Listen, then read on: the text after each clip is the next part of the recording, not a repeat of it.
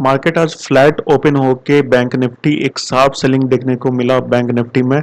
And second half में एक sharp recovery आते हुए देखने को मिला है बैंक निफ्टी में।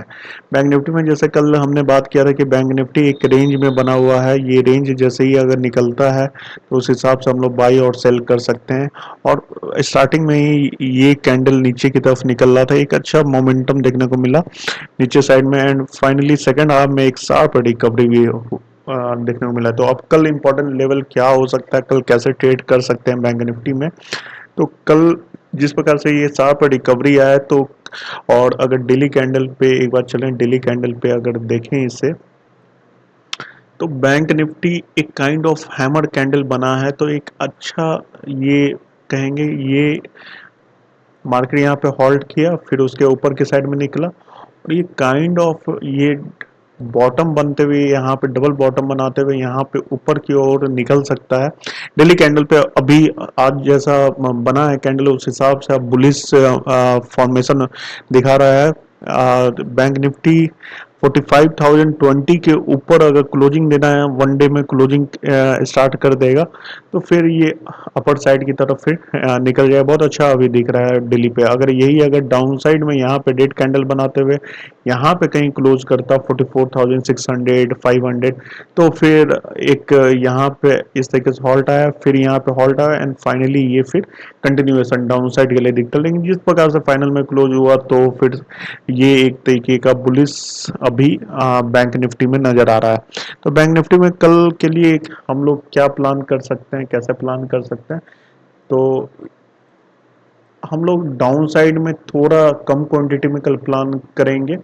बहुत अच्छा सेटअप दिखेगा तो भी कम हाफ क्वांटिटी में प्लान करना चाहिए। और अपर साइड के लिए जिस प्रकार का डेली कैंडल और लास्ट में जो रिकवरी आया है उससे कुछ हद तक मतलब अपर साइड में हम लोग फुल क्वांटिटी में प्लान कर सकते हैं। तो कल के लिए जो लेवल रहेगा, ये यहाँ से एक लाइन आते हुए दिख रहा होगा, ये एक लाइन, एक रेजिस्टेंस आते हुए दिख रहा होगा। ये रेजिस्टेंस के ऊपर में एक 5 मिनट का क्लोजिंग होने देगा, मींस 44,000 इस हाई के ऊपर 900 910 के ऊपर एक क्लोज होने देगा 5 मिनट में। इसके ऊपर क्लोज होता है तो फिर एक अच्छा ऑप्शन बाइंग के लिए बनेगा और लॉन्ग के लिए भी बनेगा 45,000। फिर यहाँ पे फिर हॉल्ट नहीं करने वाला, 45,000 45,100 यहाँ पे फिर हॉल्ट हो गया और दोबारा यहाँ पे टकरा के फिर नीचे ऐसे करके नहीं हो सकता है कल के लिए।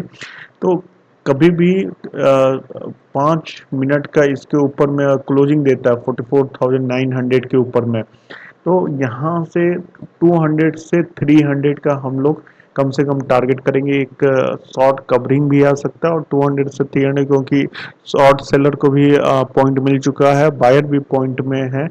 तो क्योंकि अब प्रीमियम ज़्यादा बचा नहीं है तो वो लोग अपना कवर करना चालू करेंगे, तो 200 से 300 तक का हम लोग का ऊपर साइड में टारगेट होगा।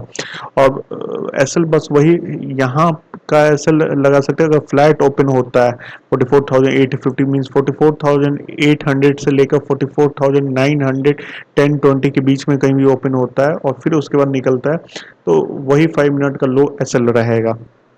अगर बड़ा गैप अप हो गया, मींस 45,100 ये सब के आसपास गैप अप हो गया, तो वेट करेंगे कि ये इस जगह के आसपास कहीं पे होल्ड करना चाहिए। ये जो रेंज बना हुआ है इसी रेंज के आसपास कहीं होल्ड करना चाहिए, मींस 45,000 के आसपास होल्ड करना चाहिए। सपोज 45,100 पे कल गैप अप ओपन हो गया तो यहाँ पे आने दिया 45,000 के आसपास रेंज बनाना चाहिए, कम से कम आधा घंटा का रेंज बनना चाहिए। आधा घंटा का रेंज बन के फिर अपर साइड में अगर निकलता है तो हम लोग फुल क्वांटिटी में फिर से ट्रेड करेंगे, 200 से 300 का हम लोग का टारगेट रहेगा। लेकिन यहाँ पे रेंज बना के अगर नीचे साइड में आता है तो हाफ क्वांटिटी में ट्रेड ले सकते हैं इस क्लोजिंग प्राइस तक के लिए। 44,800 850 के लिए हम लोग नीचे साइड में टारगेट करेंगे। अगर कहीं कुछ भी अगर बड़ा गैप डाउन हो जाता है 740 के नीचे, अगर 44,740 के नीचे अगर गैप डाउन हो जाता है तो अगेन ये सेलिंग में आ सकता है, अगेन ये सेलिंग में आ सकता है। एक 5 मिनट कैंडल बनने के बाद उसका लो अगर ब्रेक करता है तो वहां पे हम लोग ट्रेड कर सकते हैं और उसके हाई पे हम लोग एसएल प्लान कर सकते हैं। और टारगेट रहेगा, पहला टारगेट यही 550 500 का हम लोग का पहला टारगेट रहेगा, देन फर्दर 44,380 का हम लोग का टारगेट रहेगा डाउन साइड में। चलिए देखते हैं निफ्टी में। कल निफ्टी में तो काफ़ी शानदार रिकवरी आया लास्ट के 1 आवर में, काफ़ी शानदार रिकवरी। ये देख रहे हैं, ये शानदार मतलब शॉर्ट कवरिंग, ये शानदार रिकवरी, शानदार। तो अभी निफ्टी एक शार्प रिकवरी हुआ है, तो अगर बहुत बड़ा गैप अप हो गया तो निफ्टी में कहीं ना कहीं शॉर्ट का हम लोग प्लान कर सकते हैं। अगर 19,700 के आसपास कहीं ओपन हो गया तो यहाँ पे फर्स्ट 5 मिनट का लो के ऊपर, लो के नीचे निकलेगा तो यहाँ पे शॉर्ट कर सकते हैं। और टारगेट रहेगा 630 से 620, इस रेंज के आसपास का हम लोग टारगेट प्लान कर सकते हैं। अगर 19,700 ऐसा कहीं कहीं भी 670 के ऊपर अगर गैप अप ओपन होता है और पहला 5 मिनट के लो के नीचे निकलता है तो हम लोग ये प्लान कर सकते हैं। लेकिन अगर हाई के ऊपर निकल जाएगा कोई भी कैंडल, उसके बाद लो निकाल रहा है, तो थोड़ा अवॉइड कर सकते हैं। ठीक है।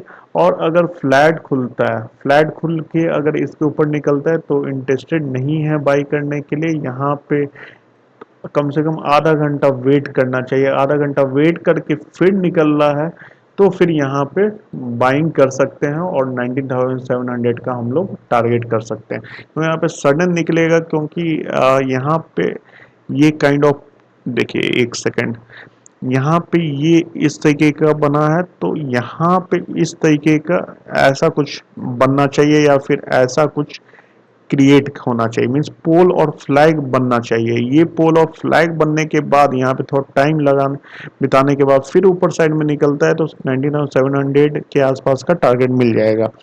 लेकिन अगर कल फ्लैट खुलते हुए डायरेक्टली अगर ऊपर के साइड में निकलता है तो फिर यहाँ पे हो सकता है कि ऊपर साइड में निकल के अगेन रिजेक्शन एस एल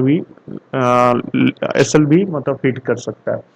तो उस तरीके से हम लोग कल के लिए प्लान करेंगे। अगर कहीं भी गैप डाउन ओपन हो जाता है 600 के आसपास, ओके है, कोई प्रॉब्लम नहीं है, क्योंकि ये सब शार्प अच्छा सपोर्ट यहाँ पे बना हुआ है 560 580, कोई दिक्कत नहीं है। यहाँ पे थोड़े होल्ड करके फिर ऊपर के साइड में निकलता है, अगेन बाइंग का ट्रेड करेंगे। हम लोग शॉर्ट तभी करेंगे जब कोई भी बड़ा गैप डाउन हो जाता है 530 के नीचे। 530 के नीचे अगर गैप डाउन होता है तो फिर एक शार्प सेलिंग फिर देखने को मिल सकता है मार्केट में, जो कि 400 तक का हमारा टारगेट ओपन कर देगा। तो हम लोग के लिए कल फ्लैट ओपन हो या गैप अप ओपन हो, निफ्टी में अगर बड़ा गैप अप ओपन होगा तो सेलिंग का हम लोग प्लान करेंगे 600 620 तक का। अब फ्लैट ओपन हो और होल्ड करते हुए फिर ऊपर की तरफ जा रहा है तो बाइंग करेंगे। और 550 से लेकर 640 के बीच में कहीं भी ओपन होता है तो धीरे ये ऊपर ही जाने का कोशिश करेगा और उसी डायरेक्शन में हम लोग प्लानिंग करेंगे। निफ्टी का अगर अगर डेली टाइम फ्रेम पे चलते हैं तो डेली टाइम फ्रेम पे निफ्टी आपको दिखेगा कि निफ्टी में एक शार्प बहुत अच्छा मतलब, ये देखिए,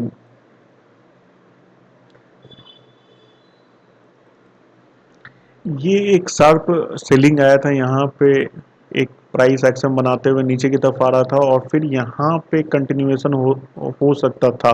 बट यहाँ पे कंटिन्यूएशन नहीं हो के यहाँ पे जो बना है कैंडल, एक हैमर कैंडल, कहीं ना कहीं ये बहुत ही तगड़ा बुलिश ये इंडिकेशन दे रहा है। और दूसरा चीज, डेली पे एक चीज और देखिए, यहाँ पे एक रेजिस्टेंस की तरह यहाँ पे क्रिएट हो रहा है। इसके ऊपर निकलेगा तो फिर से ये आपको 20,000 से 20,200 का टारगेट अपर साइड के लिए दे देगा। इसके ऊपर क्लोजिंग अगर दे देगा, इस लाइन का ध्यान रखिएगा, इसके ऊपर क्लोजिंग देगा तो 20,000 से 20,200 तक का ये टारगेट दे सकता है। और आज जैसा क्लोजिंग दिया है तो अब ये लो बहुत इंपॉर्टेंट रहेगा। ये लो आने वाला समय के लिए ये एसएल की तरह काम कर सकता है। चलिए फिलहाल इस वीडियो के लिए इतना ही। Thank you.